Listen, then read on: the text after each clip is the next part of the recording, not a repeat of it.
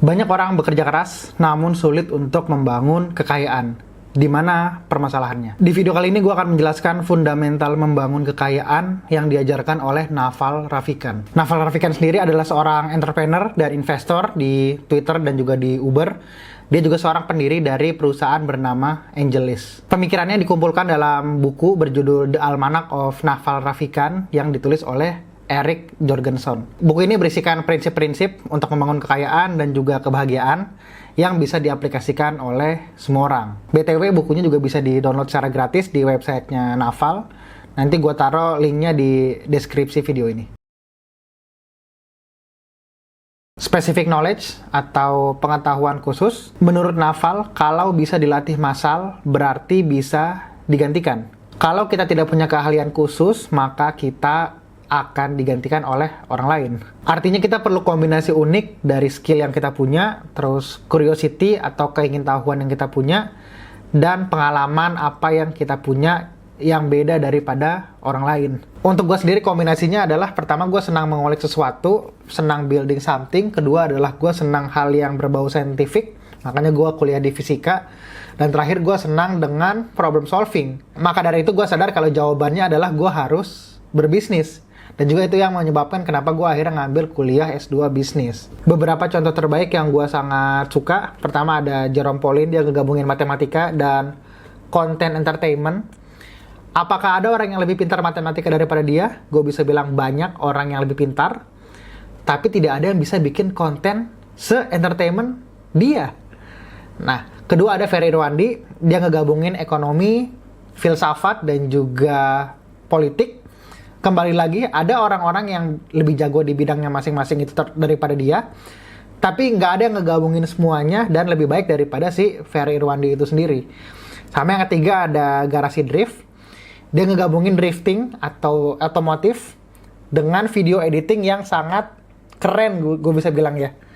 Yang dimana banyak orang yang bahas drifting, bahas otomotif, ada juga orang yang bahas video editing, tapi yang digabungin nggak ada yang sebaik mereka. Nah, tugasnya adalah kita perlu temukan kombinasi unik untuk diri kita sendiri. Double down di situ, dan jadikan itu unfair advantage dari diri kita. Yang kedua adalah accountability atau akuntabilitas. Menurut Naval, kaya datang dari orang yang berani menaruh namanya di atas hasil kerjanya sendiri. Artinya jangan bersembunyi di balik brand, dan orang harus tahu kalau kita yang melakukan hal tersebut. Salah satu alasan terbesar kenapa owner bisnis itu biasanya dibayar lebih mahal daripada karyawannya, karena dia mempertaruhkan namanya dan juga materinya. Kalau misalkan si karyawan berbuat salah, mungkin dia bisa kehilangan pekerjaan atau dipecat, tapi si ownernya kalau buat kesalahan, dia bisa bangkrut, kehilangan nama dia dan materi dia. Atau contoh kedua, misalkan seorang politisi. Politisi kita suka ngeliat, suka nampang untuk pencitraan. Nah, kalau misalkan dia kerjanya bagus, dia akan dipuja-puja oleh banyak orang. Tapi kalau dia kerjanya jelek, dia akan dihujat dan dihina-hina oleh masyarakat. Kebalikannya, staff-staffnya dia, kalau mungkin buat kesalahan, oke mungkin dimarahin, tapi dia nggak punya tekanan dari masyarakat yang sebesar itu. Nah, apa yang bisa kita lakukan? Kita perlu keluar dari balik brand itu sendiri. Kita perlu nampil, kita perlu nampang, kita perlu mengeluarkan kelebihan kita seperti apa.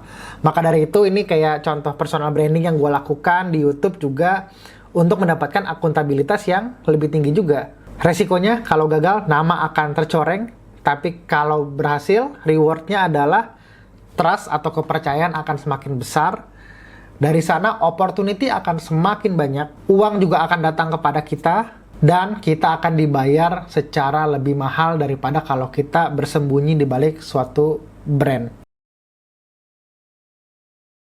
Ketiga, leverage atau pengungkit. Menurut Naval ada 3 jenis leverage. Yang pertama adalah people, yaitu kita menggunakan orang lain untuk kita bisa memperbesar diri kita.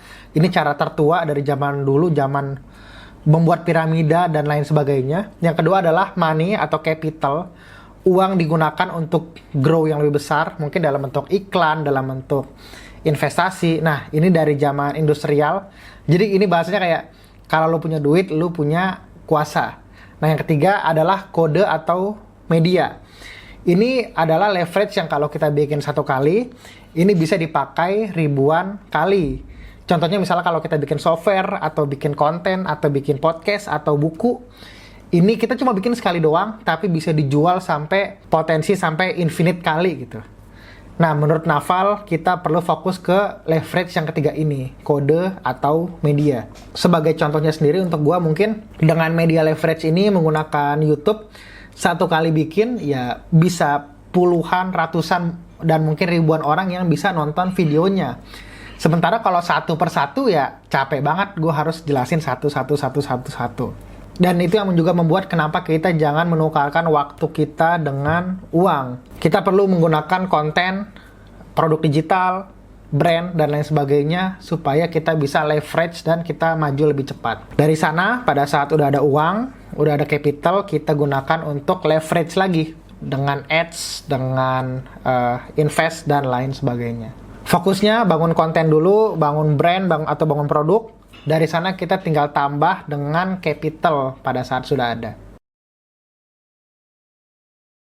Keempat, equity atau kepemilikan. Menurut Naval, kalau nggak punya bagian bisnis, kita nggak punya jalan menuju kekayaan.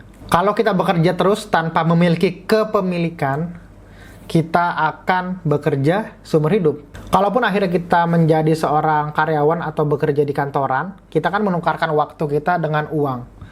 Tapi kalau misalkan entrepreneur atau pebisnis, dia itu punya aset yang bisa tumbuh tanpa batas, yang dimana dia sedang tidur pun tetap berjalan asetnya. Sebenarnya bukan kita nggak perlu untuk bekerja sama orang ya, tapi dari apa yang kita lakukan, kalau misalnya bekerja, bisa nggak kita dapat sedikit bagian dari bisnis di tempat kita bekerja itu. Atau mungkin kita taruh uang hasil bekerja kita di kepemilikan di bisnis lain. Maka dari itu sebenarnya investing jadi masuk akal. Menurut Naval kita harus punya kepemilikan. Kalau di bisnis sendiri kita bisa punya 100% mungkin gitu. Atau juga kita bisa punya kepemilikan di bisnis orang lain. Atau aset kelas lain, misalnya mungkin kayak di saham, atau di emas, kripto, dan lain sebagainya. Menurut Naval, equity adalah valuasi. Kalau brandnya jalan, kita bisa dapat aset yang jumlahnya miliaran rupiah. Kelima, time atau waktu. Menurut Naval, kekayaan adalah long game. Kesuksesan semalam adalah hasil dari konsistensi yang dilakukan bertahun-tahun. Kalau kita ngelakuin semua prinsip tadi, 1-4, kita akan sampai nih kepada kekayaan tersebut.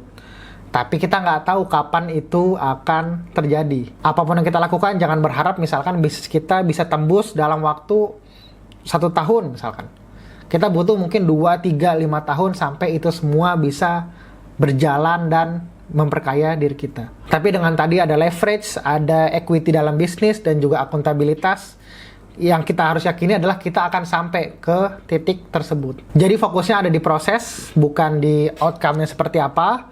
Kalau kita udah punya arah, kita hanya perlu eksekusi dan konsisten terus-menerus. Jadi begitu 5 step untuk menuju kekayaan dari Naval Rafikan. Yang pertama adalah temukan specific knowledge kita, bangun keunikan. Kedua adalah ambil accountability, pasang nama kita dan reputasi kita. Ketiga adalah gunakan leverage, pilih pengungkit yang bisa di scale, yaitu mungkin kode atau media. Keempat adalah miliki equity, kepemilikan, jadi owner dari suatu bisnis, bagian kecil, dan bukan hanya menjadi seorang pekerja. Dan yang terakhir adalah hargai time atau waktu. Main long game dengan konsistensi yang tinggi. Itu dia jalan kita untuk membangun kekayaan. Kalau menurut lo video ini bermanfaat, silahkan share ke teman lo, dan kita mungkin bisa belajar sama-sama. Sampai jumpa lagi di video selanjutnya.